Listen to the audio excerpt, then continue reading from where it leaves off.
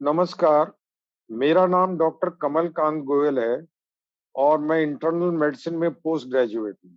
उत्तर प्रदेश के एक शहर मुजफ्फरनगर में मैं पिछले 36 वर्षों से प्राइवेट प्रैक्टिस कर रहा हूँ।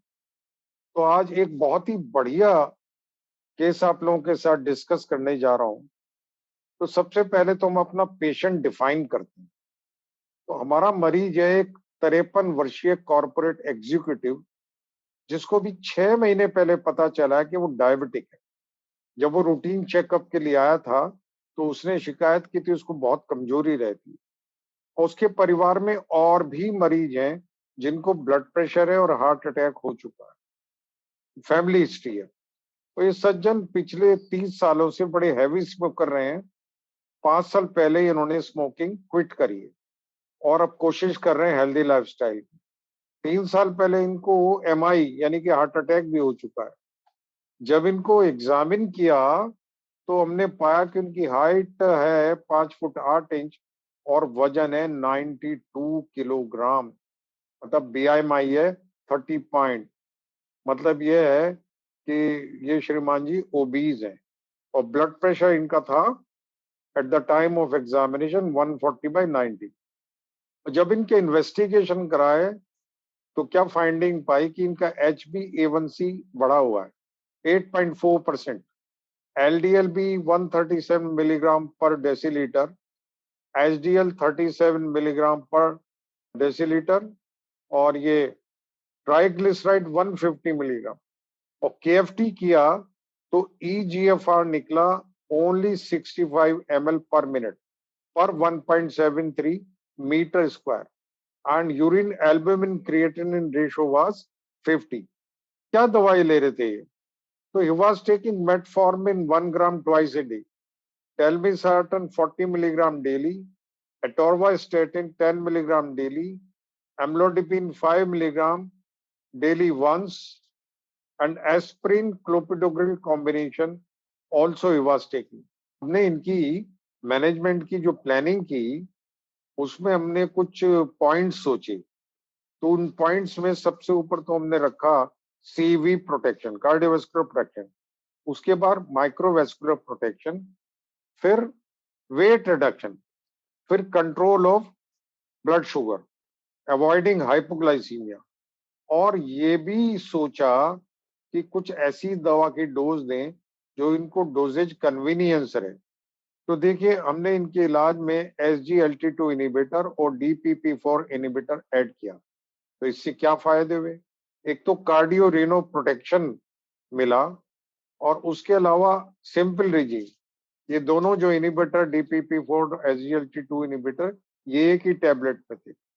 HbA1c जल्दी कम हुआ, रिड्यूस हुआ और 1% से भी ज्यादा रिड्यूस हो गया।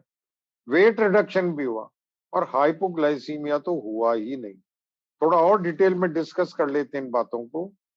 कार्डियोवास्कुलर डिजीज का एक बहुत ही इंपॉर्टेंट रीजन है, मतलब जिनको टाइप 2 डायबिटीज मेलिटस है उनमें मोर्टेलिटी और मॉर्बिडिटी का बहुत इंपॉर्टेंट रीजन है कार्डियोवास्कुलर डिजीज। और इसका ऑनसेट कार्डियोवास्कुलर डिजीज का टाइप 2 डायबिटिक्स में 12 से 15 साल पहले ही हो जाता है, पता चलने से पहले। एथेरोस्क्लेरोटिक कार्डियोवास्कुलर डिजीज का खतरा इन मरीजों में दुगना होता है, 2 टाइम्स, बनिस्बत उनके जिनको डायबिटीज नहीं है। एक बहुत बड़ी स्टडी हुई है 1945 पेशेंट्स की, 1945 मरीज, जिसका नाम है फ्रेमिंगम ऑफ स्प्रिंग स्टडी। और उसमें क्या पाया कि डायबिटीज के 2/3 मरीजों में सब क्लिनिकल सीवीडी है। सब clinical cardiovascular disease was found in 2/3 of the diabetics. Diabetes से सब क्लिनिकल सीवीडी होने का खतरा लगभग 4.25 टाइम्स बढ़ जाता है, 4.25 गुना। और सब क्लिनिकल सीवीडी से सीवी इवेंट, कार्डियोवास्कुलर इवेंट होने का खतरा दुगना हो जाता है, 2 टाइम्स। शुगर के मरीजों में जो आर्टेरियल वॉल होती है उसमें एडवांस्ड एथेरोस्क्लेरोसिस पाई जाती है। आदमी समझता नहीं, मजे लेता रहता है गलत लाइफस्टाइल के, और अंदर जाने क्या क्या घटनाएं घटती रहती हैं। फिर एक दिन जब विस्फोट होता है तब वो कहता है, हाय ये क्या हो गया, वाई मी, मुझे क्यों हुआ। इसलिए शुरू के दिन से ही सावधान रहना जरूरी है। Precaution is better than cure. EMPA heart नाम की एक स्टडी हुई, उसमें यह पाया गया कि एम्पाग्लिफ्लोजिन लेफ्ट वेंट्रिकुलर मास को रिग्रेस करती है, जैसा कि उन्होंने कार्डियक एमआरआई के द्वारा देखा। और ये भी पाया, इस बात की संभावना है कि SGLT2 inhibitor reverse cardiac remodelling करते हैं और इस तरह से कार्डियो प्रोटेक्टिव साबित होते हैं।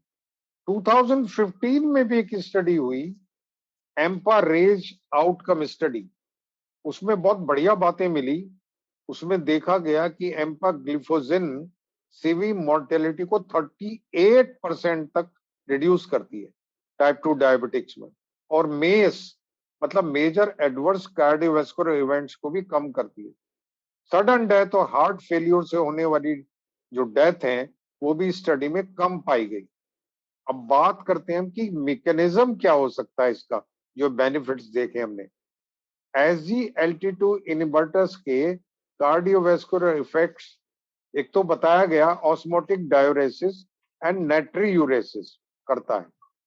SGLT2 inhibitor do osmotic diuresis and natriuresis, जिससे क्या होता है, ब्लड प्रेशर कम होता है और आर्टीरियल वॉल जो होती है उसकी स्टिफनेस कम होती है, उससे वेस्कुलर रेजिस्टेंस कम होता है और वेट भी रिड्यूस करता है, यूरिक एसिड भी कम करता है और ऑक्सीडेटिव स्ट्रेस को भी कम करता है।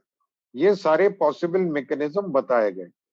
ये भी बताया गया कि SGLT2 इनिबिटर्स जो हैं वो रिवर्स कार्डियक रिमॉडलिंग को प्रमोट करते हैं, मायोकार्डियल एनर्जेटिक्स और फिलिंग कंडीशंस को इंप्रूव करते हैं, लेफ्ट वेंट्रिकुलर वॉल पर स्ट्रेस कम करते हैं और लेफ्ट वेंट्रिकुलर मास को भी घटाते हैं, ब्लड प्रेशर भी घटाते हैं और आर्टीरियल स्टिफनेस को भी कम करते हैं। अब सुनिए दो ट्रायल के बारे में, जिनका नाम है कार्मेलिना और कैरोलिना। इनमें देखा गया है कि एक दवा जो होती है लिनाग्लिप्टिन, उसके बारे में भी ये पाया गया कि उसकी भी कार्डियोवास्कुलर और रीनल सेफ्टी है। तो एम्पा-लीना कॉम्बिनेशन मतलब SGLT2 इनिबिटर और DPP4 इनिबिटर, ये कॉम्बिनेशन बाजार में बड़ी आसानी से अवेलेबल है और इस कॉम्बिनेशन को जो प्रयोग करके देखा गया तो 24 हफ्ते के बाद देखा कि बढ़िया HbA1c रिडक्शन हुआ, लगभग 1.8%, जबकि बेसलाइन HbA1c था 8.5% या उससे भी ज्यादा। तो हमारे ख्याल से कॉम्बिनेशन बहुत बढ़िया है HbA1c के टारगेट को अचीव करने के लिए, बिना हाइपोग्लाइसीमिया के और वेट के इशू को भी सुलझाने के लिए, खासतौर से उन मरीजों में जिनका बेसलाइन HbA1c ज्यादा है और उन मरीजों में कार्डियो प्रोटेक्टिव बेनिफिट भी मिलेंगे इस दवा के कॉम्बिनेशन के प्रयोग से, ऐसा इस डिस्कशन से प्रतीत होता है। Thank you very much dear all for patient listening. Thank you very much.